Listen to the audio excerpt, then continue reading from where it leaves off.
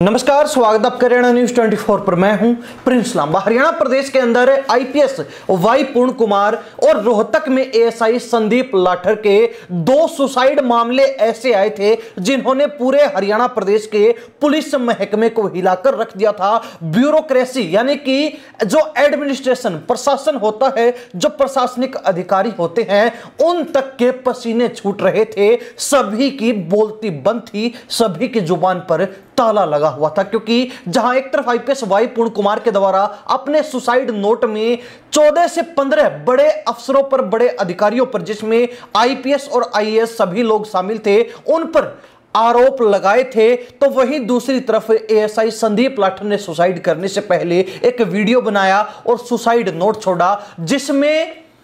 उन्होंने IPS Y पूर्ण कुमार को भ्रष्टाचारी बताया था। लेकिन अब जो है दोनों ही मामले अनसुलझे हैं। अभी तक दोनों मामलों में जो एसआईटी गठित की गई थी वो जांच पड़ताल कर रही है और उनके हाथ कुछ भी ठोस नहीं लगा है। छानबीन लगातार जारी है, लेकिन एएसआई संदीप लाठर सुसाइड मामले के अंदर 19-20 दिन बीत जाने के बाद अब परिवार के सब्र का बांध टूटता जा रहा है। परिवार लगातार यह बात कह रहा है कि हम हरियाणा पुलिस की और जो एसआईटी इस मामले को लेकर गठित की गई है उसकी कार्रवाई से असंतुष्ट हैं। ना तो हमें कुछ बताया जा रहा है, ना हमें कुछ जानकारी दी जा रही है, और ना हमें यह उम्मीद अब तक लग रही है कि इस मामले में कोई न्याय हो पाएगा। ऐसे में कहीं ना कहीं उन्होंने अपने साथ अन्याय होने की बात कही थी। लेकिन दूसरी तरफ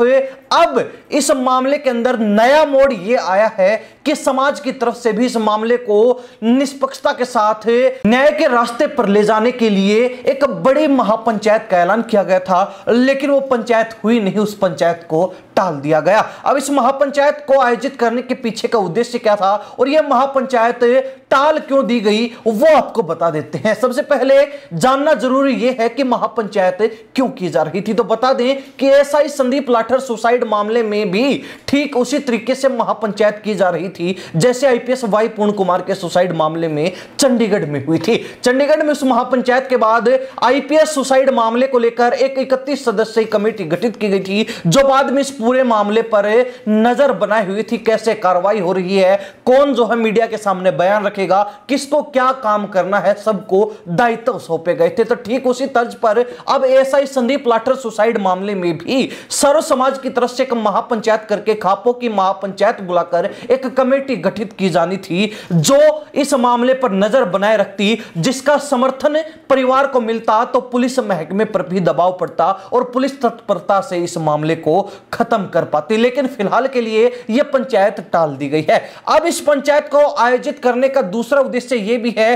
कि यह पंचायत हरियाणा के जींद जिले के जुलाना में, यानी कि एएसआई संदीप लाठर के पैतृक गांव में आयोजित की जानी थी और लाठर खाप ही इस महापंचायत को आयोजित करने वाली आयोजन करता थी। तो ऐसे में कहीं ना कहीं अगर एएसआई संदीप लाठर के पैतृक गांव में बड़ी महापंचायत होती तो उससे सरकार के साथ साथ प्रशासन पर, पुलिस महकमे पर दबाव पड़ता और दबाव के बाद कहीं ना कहीं पुलिस महकमा अपनी कार्रवाई में और भी तेजी लाता। लेकिन फिर वही बात कहेंगे कि पंचायत को आगे टाल दिया गया है। अब पंचायत आगे इसलिए टाल दी गई क्योंकि एएसआई संदीप लाठर के ममेरे भाई का कहना है कि जो लाठर खाप के प्रधान हैं, जो मुखिया हैं, उनके घर पर कोई कार्यक्रम था, उनको किसी कार्यक्रम में जाना था, जिसकी वजह से इस महापंचायत को आगे टाल दिया गया है। हालांकि यही महापंचायत के आगे बढ़ाए जाने का असली और मुख्य कारण है या फिर कुछ और, इस बारे में ज्यादा कुछ कहा नहीं जा सकता। लेकिन इतना जरूर कहा जा सकता है कि एएसआई संदीप लाठर के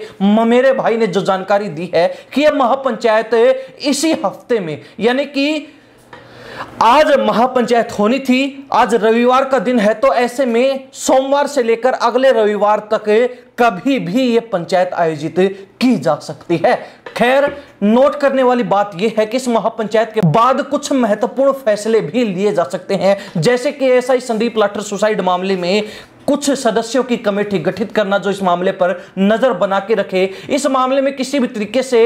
न्याय संगत विधि की अगर पालना नहीं की जा रही, नियमों का पालन करके कार्रवाई नहीं की जा रही है, तो उसको ध्यान में रखकर सबके सामने उजागर करना, ताकि पुलिस महकमा कोई भी गलत कदम ना उठाए और इस मामले की जांच पड़ताल बिल्कुल न्याय संगत तरीके से हो, बिल्कुल निष्पक्षता से हो। दूसरी तरफ परिवार के साथ खड़े होकर मजबूती देना, क्योंकि सरकार और प्रशासन हो सकता है कि परिवार पर किसी तरीके का दबाव बना दे, तो उस दबाव से परिवार को बाहर रखना, परिवार के साथ खड़े होकर परिवार को मजबूती देना। और तीसरा प्रमुख कारण और तीसरा जो है बड़ा कदम जो इस महापंचायत के माध्यम से उठाया जा सकता है, वो ये कि मनोहर लाल खट्टर उस समय पीजीआई पहुंचे थे जब एएसआई संदीप लाठर के परिवार ने सहमति दी थी और एएसआई संदीप लाठर का पीजीआई रोहतक में पोस्टमार्टम चल रहा था। उस समय मीडिया में एक खबर निकलकर आई थी कि मनोहर लाल खट्टर ने बंद कमरे में एएसआई संदीप लाठर के परिवार से बातचीत की है। उसके बाद खुद मनोहर लाल खट्टर ने भी मीडिया में यह बात कही थी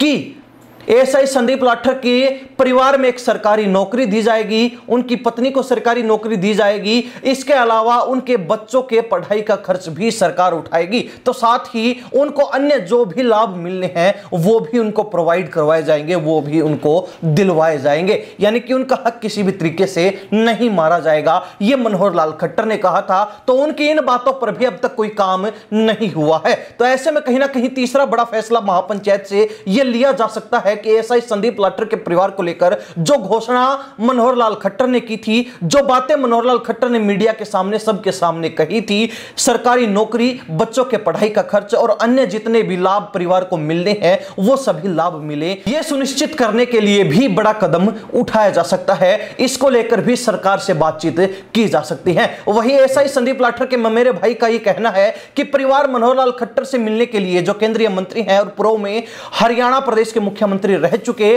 उनसे मिलने के लिए समय की डिमांड कर रहे हैं, समय मांगा गया है, जल्द उनसे मुलाकात होगी और उन्होंने जो कुछ भी कहा था सरकारी नौकरी देने के बारे, अन्य लाभ देने के बारे और पढ़ाई का खर्चा बच्चों का उठाने के बारे, उसको लेकर उनसे बातचीत की जाएगी कि उनकी इन बातों को कहां तक आगे बढ़ाया गया है या फिर वो सिर्फ मीडिया में वाहवाही लूटने के लिए घोषणा मात्र थी। हालांकि आपको बता दें कि एएसआई संदीप लाठर के मामले में जो एसआईटी हरियाणा पुलिस की गठित की गई है, वो फिलहाल एएसआई संदीप लाठर की कॉल डिटेल्स निकालकर उनको अपने पास सुरक्षित रख रही है, ताकि यह पता किया जा सके कि सुसाइड से पहले कुछ समय के दरमियान एएसआई संदीप लाठर ने किस किस से बातचीत की थी, ऐसी कौन सी बातचीत उन्होंने किससे की जिसके बाद से वो लगातार परेशान चल रहे थे। इन सब की डिटेल अब तक ना तो एसआईटी का किसी सदस्य ने बाहर आने दी है, ना ही कोई कुछ बताने को तैयार है, क्योंकि अगर कोई बात लीक होती है तो इससे कार्रवाई के अंदर बाधा आ सकती है, कार्रवाई बाधित हो सकती है, जांच पड़ताल में विलंब आ सकता है। तो ऐसे में एसआईटी कोई भी बात लीक नहीं कर रही है, ना ही कुछ बताने को तैयार है। और इसी वजह से एएसआई संदीप लाठर का परिवार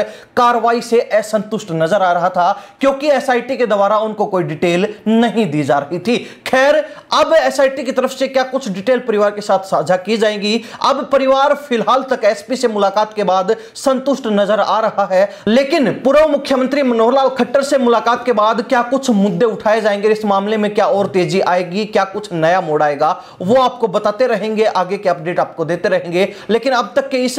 पूरे विवरण को लेकर आपकी क्या प्रतिक्रिया है, कमेंट के माध्यम से जरूर लिख दीजिए। इन्हीं सब बातों के साथ मैं प्रिंस लांबा, हरियाणा न्यूज़ 24। नमस्कार, जय हिंद।